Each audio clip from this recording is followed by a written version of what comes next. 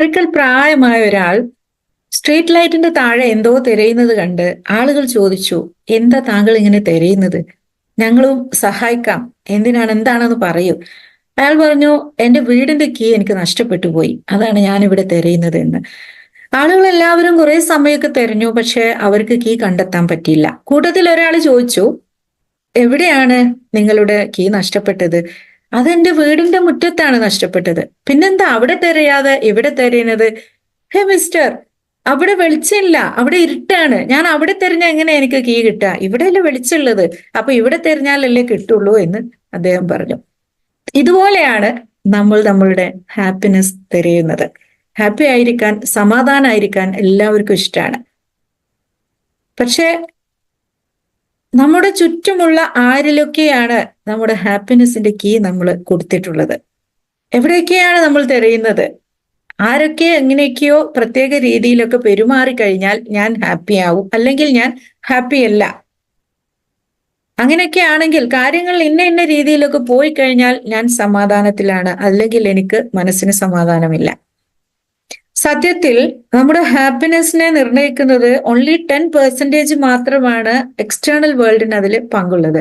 ബാക്കി 90%ഉം ഞാൻ എങ്ങനെയാണ് കാര്യങ്ങൾ മനസ്സിലാക്കുന്നത്, ഞാൻ എങ്ങനെയാണ്, എൻ്റെ ബ്രെയിൻ എങ്ങനെയാണ് അതിനെ പ്രോസസ്സ് ചെയ്യുന്നത്, വേൾഡിനെ എങ്ങനെയാണ് പ്രോസസ്സ് ചെയ്യുന്നത്, എങ്ങനെ എൻ്റെ ആറ്റിറ്റ്യൂഡ് എന്താണ്, ഓരോ സിറ്റുവേഷനോടും ഉള്ള എൻ്റെ ആറ്റിറ്റ്യൂഡ് എന്താണ്, ഇതാണ് എൻ്റെ ഹാപ്പിനെസ് ലെവൽ നിർണ്ണയിക്കുന്നത്. കുട്ടിക്കാലത്തെല്ലാം ഞാൻ ഭയങ്കര ഹാപ്പി ആയിരുന്നു, അതുപോലെ കല്യാണത്തിന് മുമ്പും വളരെ ഹാപ്പി ആയിരുന്നു. പക്ഷെ കല്യാണം കഴിഞ്ഞതിന് ശേഷം സിറ്റുവേഷൻസ് മൊത്തം മാറി, അതോടുകൂടി എൻ്റെ ഹാപ്പിനെസ്സും പോയി, എൻ്റെ സമാധാനവും നഷ്ടപ്പെട്ടു എന്ന് ചിന്തിക്കുന്നവരുണ്ടാകാം. പക്ഷെ നിങ്ങളുടെ ഹാപ്പിനെസ് നിങ്ങളുടെ ഉള്ളിൽ തന്നെയാണ്. അത് പുറത്തു കൊണ്ടുവരാൻ എന്താണ് നിങ്ങളെ ബ്ലോക്ക് ചെയ്യുന്നത് എന്നാണ് കണ്ടെത്തേണ്ടത്. നിങ്ങളുടെ ഹാപ്പിനെസിന്റെ കീ ആരിലൊക്കെയാണ് നിങ്ങൾ ഏൽപ്പിച്ചിട്ടുള്ളത്, ആരിലൊക്കെയാണ് നിങ്ങൾ അത് കൊടുത്തിട്ടുള്ളത് എന്നാണ് കണ്ടെത്തേണ്ടത്. നമ്മൾ ഓരോരുത്തരും ഹൈലി റിസോഴ്സ്ഫുൾ ആണ്.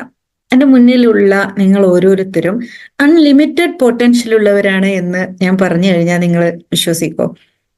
നമുക്ക് നമ്മുടെ ക്രിയേറ്ററിൽ നിന്നും കിട്ടിയിട്ടുള്ള ഫ്രീ ഗിഫ്റ്റ് ആണ്, ഏറ്റവും വിലപിടിച്ച ഫ്രീ ഗിഫ്റ്റ് ആണ് നമ്മുടെ ബ്രെയിൻ എന്ന് പറയുന്നത്. ഓരോരുത്തരുടെ ബ്രെയിനിലും 100 ബില്യൺ ന്യൂറോൺസ് ഉണ്ട്. വളരെ ഫ്രഷ് ആയിട്ടുള്ള 100 ബില്യൺ ന്യൂറോൺസുമായിട്ടാണ് നമ്മൾ ഓരോരുത്തരും ഈ ലോകത്തിലേക്ക് വന്നിട്ടുള്ളത്. പിന്നീട് നമ്മൾ നമ്മുടെ ഡെവലപ്മെന്റിന്റെ ഓരോ സ്റ്റേജിലും ഇതിനെ നമ്മൾ എങ്ങനെ യൂസ് ചെയ്യുന്നു, എങ്ങനെ അതിനെ നമ്മുടെ സ്കിൽസ് എല്ലാം ഇംപ്രൂവ് ചെയ്ത് കൊണ്ടുവരുന്നു, അതിന് നമുക്ക് കിട്ടുന്ന അവസരങ്ങൾ, ഇതാണ് ഓരോരുത്തരെയും വ്യത്യസ്തരാക്കുന്നത്. ന്യൂട്ടന്റെ ഒരു ഉദാഹരണം എടുക്കാം നമുക്ക്.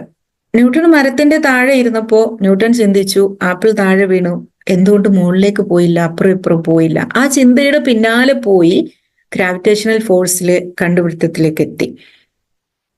ലോകത്തിന് തന്നെ വലിയ സംഭാവനകൾ നൽകിക്കൊണ്ട് ന്യൂട്ടൺ മരിച്ചുപോയി. എന്നാൽ ഞാനൊരു മരത്തിന്റെ താഴെ ഇരിക്കുകയാണെങ്കിൽ ആപ്പിൾ താഴെ വീണ് കഴിഞ്ഞാൽ ഞാൻ വേഗം ചിന്തിക്കും, ഇതെങ്ങനെ വേഗം കഴിക്കാം എന്ന്, അല്ലെ?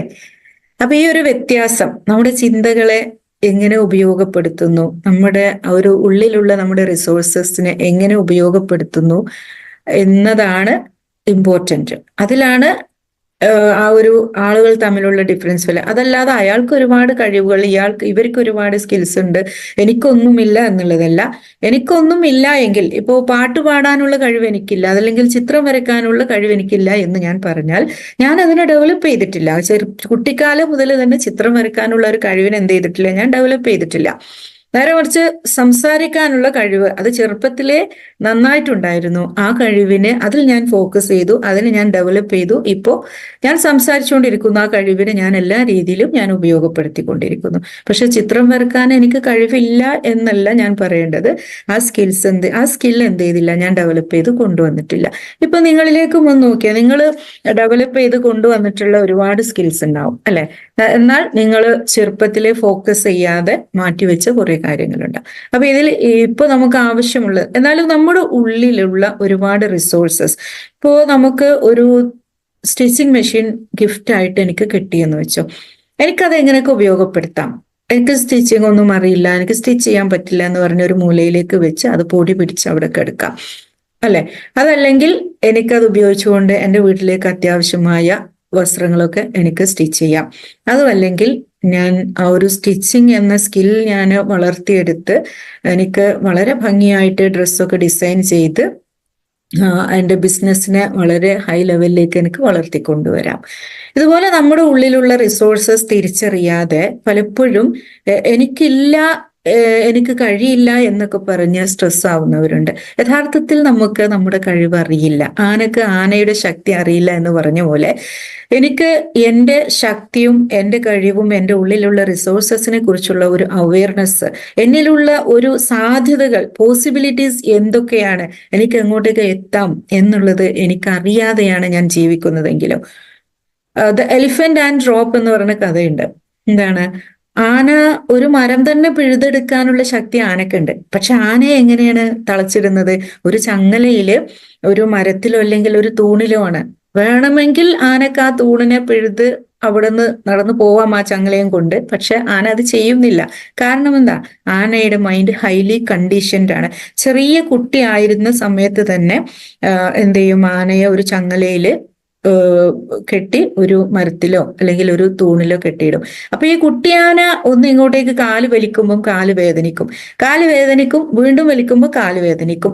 അപ്പൊ പിന്നെ ആനക്കുട്ടിക്ക് മനസ്സിലാവും, ഓക്കെ, ഈ ചങ്ങലയിൽ എന്നെ ഇവിടെ കെട്ടിക്കഴിഞ്ഞാൽ എനിക്ക് രക്ഷയില്ല, എന്റെ കാല് വേദനിക്കും, അതിനെ ഇപ്പോ പിഴുതെറിയാനുള്ള ശക്തി എനിക്കില്ല. ആനക്കുട്ടിക്ക് മനസ്സിലാവും, അത് അവിടെ കണ്ടീഷൻഡ് ആവും. പിന്നീട് ആന വലുതാവുന്നു, ആനയുടെ ശക്തി കൂടുന്നു. പക്ഷെ അപ്പോഴും ആനയുടെ മനസ്സിൽ എന്താണ്? ഓക്കെ, ഈ ചങ്ങല കയറിൽ വന്നു കഴിഞ്ഞാൽ പിന്നെ എനിക്ക് രക്ഷയില്ല എന്നുള്ളതാണ്.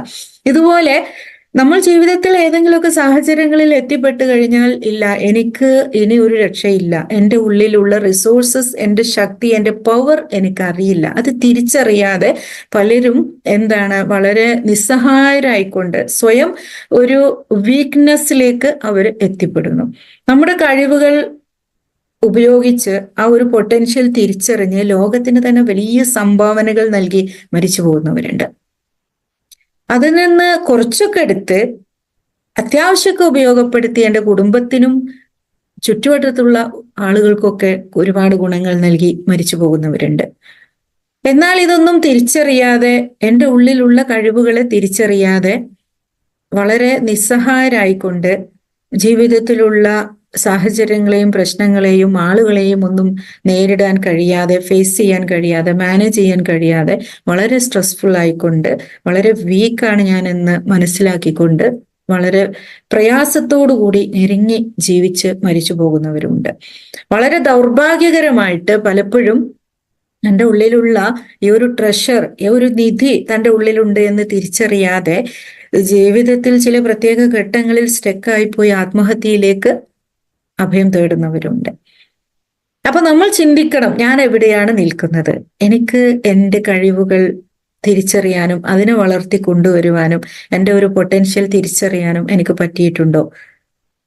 നിങ്ങളിപ്പോ ഈ പറഞ്ഞ കൂട്ടത്തിൽ എവിടെയാണ്? രണ്ട് എക്സ്ട്രീം. ഒന്ന്, നമ്മുടെ എല്ലാ മാക്സിമം പൊട്ടൻഷ്യൽ നമ്മൾ പുറത്തെടുത്ത് നമ്മുടെ കഴിവുകളെല്ലാം ഉപയോഗപ്പെടുത്തി ലോകത്തിന് തന്നെ വലിയ സംഭാവനകൾ നൽകിക്കൊണ്ട്, ഞാൻ മരിച്ചു പോകുമ്പം ഈ ലോകം മുഴുവൻ എന്നെ ഓർക്കുന്ന രീതിയിൽ വലിയ സംഭാവനകൾ ചെയ്തുകൊണ്ട് എനിക്ക് ഈ ലോകത്തിൽ നിന്നും വിട പറയാം. ഇപ്പുറത്ത് ഏറ്റവും വേഴ്സായിട്ടുള്ള കേസിൽ ചിലപ്പോ ജീവിതം എന്ന് പറഞ്ഞാൽ നമുക്ക് ഒരുപാട് ചാലഞ്ചസ് ഒക്കെ ഉണ്ടാവും, അല്ലെ? ആരുടെ ലൈഫും വളരെ സ്മൂത്ത് ആയിട്ട് ഒരിക്കലും മുന്നോട്ട് പോകില്ല. അടുത്ത നിമിഷം എന്താ സംഭവിക്കാന്നൊന്നും നമുക്ക് പറയാൻ പറ്റില്ല. അതുകൊണ്ട് ഇത്തരം ചാലഞ്ചസിൽ എനിക്ക് എൻ്റെ കഴിവുകളോ ഉള്ളിലുള്ള റിസോഴ്സസോ ഒന്നും തിരിച്ചറിയാതെ സീറോ ആയിക്കൊണ്ട് ജീവിതത്തെ തന്നെ അവസാനിപ്പിക്കുന്ന ഒരു മാനസികാവസ്ഥ ഉള്ള. അപ്പൊ ഈ രണ്ട് എക്സ്ട്രീമിന്റെ ഇടയിൽ ഇവിടെ നമ്മൾ 0 എന്നും ഇവിടെ നമുക്ക് 10 എന്നും നമുക്ക് മാർക്ക് കൊടുത്തു കഴിഞ്ഞാൽ, ഈ ഒരു സ്കെയിലിൽ 0 to 10 സ്കെയിലിൽ നിങ്ങളിപ്പോ എവിടെ നിൽക്കുന്നു? നിങ്ങളുടെ കഴിവുകൾ, നിങ്ങളുടെ പൊട്ടൻഷ്യൽ നിങ്ങൾക്ക് എത്രത്തോളം തിരിച്ചറിയാൻ പറ്റിയിട്ടുണ്ട്? നിങ്ങൾക്കത് എത്രമാത്രം നിങ്ങളുടെ ലൈഫിൽ നിങ്ങൾക്കത് ഉപയോഗിക്കാൻ പറ്റിയിട്ടുണ്ട്? ഇപ്പോൾ നിങ്ങൾക്ക് ഉപയോഗിക്കാൻ പറ്റുന്നുണ്ട്? നിങ്ങൾ ആ ഒരു സ്കെയിലിൽ എന്ത് ചെയ്യുക? നിങ്ങളൊന്ന് മാർക്ക് ചെയ്യുക. 0 to 10 നിങ്ങൾ ഇപ്പോൾ എവിടെയാണ്?